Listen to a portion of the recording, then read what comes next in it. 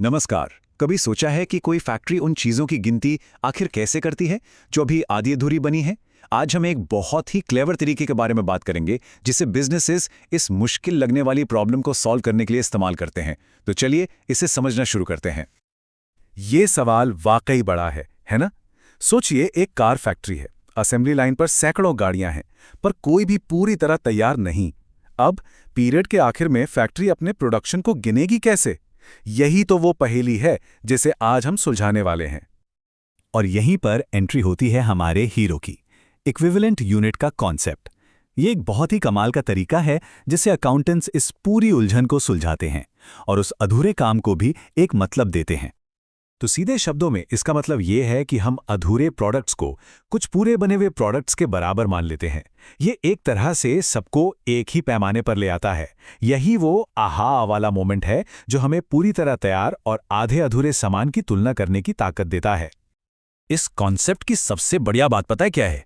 ये चीज़ों को कितना आसान बना देता है। देखिए, अगर दो कारें आधी बनी हैं तो अकाउंटिंग की दुनिया में हम कहेंगे कि हमारे पास एक पूरी कार के बराबर काम हो चुका है। वैसे ही 1600 आइटम्स जो 60% पूरे हैं, वो 960 पूरी तरह तैयार आइटम्स के बराबर माने जाएंगे। है ना आसान? चलिए अब आगे बढ़ते हैं और देखते हैं कि ये असल में काम कैसे करता है। किसी भी हिसाब किताब के लिए हमें कुछ नंबर्स मतलब डेटा तो चाहिए होगा। तो आइए अपनी फैक्ट्री के लिए जो जरूरी आंकड़े हैं उन्हें इकट्ठा करते हैं। तो हमारे आंकड़े कुछ ऐसे हैं। सबसे पहले हमारे पास हैं 1600 यूनिट्स। ये वो आइटम्स हैं जो पिछले पीरियड से ही अधूरे पड़े थे। इन्हें कहते हैं ओपनिंग वर्क इन प्रोग्रेस। फिर इस पीरियड में 10,200 एकदम नई यूनिट्स को प्रोडक्शन प्रोसेस में डाला गया। और जब ये पीरियड खत्म हुआ तब 1800 यूनिट्स अभी भी असेंबली लाइन पर थीं। ये बन गया हमारा क्लोजिंग वर्क इन प्रोग्रेस। ठीक है, तो अब हमारे पास सारे जरूरी आंकड़े हैं। चलिए अपना स्टेटमेंट बनाना शुरू करते हैं। हम इसे बिल्कुल एक असेंबली लाइन की तरह ही स्टेप बाय स्टेप बनाएंगे ताकि पूरी पिक्चर एकदम क्लियर हो जाए। किसी भी फैक्ट्री में प्रोडक्शन के दौरान थोड़ी बहुत बर्बादी या स्क्रैप तो होता ही है, सही कहा ना? इसे नॉर्मल लॉस कहते हैं। तो सवाल यह है कि क्या हम इस होने वाले नुकसान का भी हिसाब रख सकते हैं? जी हाँ, बिल्कुल। तो देखिए, सबसे पहले यह पता लगाया जाता है कि कितनी यूनिट्स पर काम पूरा हो जाना चाहिए था। फिर उस पर नॉर्मल लॉस का रेट लगाया जाता है, जो इस केस में 10% है। इसका सीधा सा मतलब है कि कंपनी को पहले से अंदाजा था कि लगभग 1000 यूनिट्स खराब हो सकती हैं। ये तो बिजनेस का हिस्सा है। तो ये रहा हमारे स्टेटमेंट का बेसिक स्ट्रक्चर। एक तरफ है इनपुट, कुल मिलाकर 11,800 यूनिट्स, और दूसरी तरफ है आउटपुट, जो कि 12,000 यूनिट्स हैं। अरे एक मिनट, ये तो मैच ही नहीं कर रहा। इनपुट 11,800 और आउटपुट 12,000, मतलब कहानी में कुछ तो ट्विस्ट है। आइए इसे और करीब से समझते हैं। अभी सिर्फ मटेरियल पर ध्यान देते हैं। जो 1600 पुरानी यूनिट्स थीं, उनमें 70% मटेरियल पहले ही लग चुका था, तो उन्हें बस 30% और चाहिए था। नई यूनिट्स में तो 100% मटेरियल लगा, और जो 1800 यूनिट्स आखिर में बचीं, उनमें 60% मटेरियल का काम हो चुका है। तो कुल मिलाकर हमारे पास 9160 इक्विवेलेंट मटेरियल यूनिट्स हैं।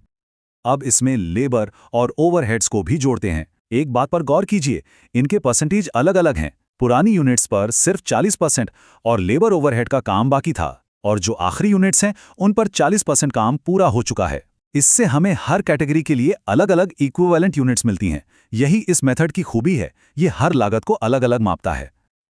लेकिन ठहरिए, हमारे इनपुट और आउटपुट यूनिट्स का हिसाब अभी भी बराबर नहीं हुआ है। इस पहेली का एक आखिरी और सबसे दिलचस्प टुकड़ा अभी बाकी है। चलिए उस छुपे हुए फायदे को ढूंढते हैं। अच्छा, कभी ऐसा हो सकता है कि किसी फैक्ट्री में जितनी बर्बादी की उम्मीद थी उससे कम हुई हो? बिल्कुल। और जब ऐसा होता है, जब परफॉर्मेंस उम्मीद से बेहतर होती है, तो उसे कहते हैं एबनॉर्मल गेन। और ये स्क्रीन पर एकदम साफ दिख रहा है। उम्मीद थी 1000 यूनिट्स के नुकसान की, लेकिन असल में सिर्फ 800 यूनिट्स ही स्क्रैप हुई। इसका मतलब है कि 200 यूनिट्स बचा ली गईं। ये एक फायदा है, और ये दिखाता है कि हमारा प्रोडक्शन प्रोसेस कितना एफिशिएंट है।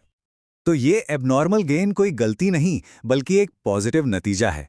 ये बताता है कि टीम या प्रोसेस उम्मीद से कहीं बेहतर काम कर रही है। ये एफिशिएंसी का एक बहुत बड़ा इंडिकेटर है।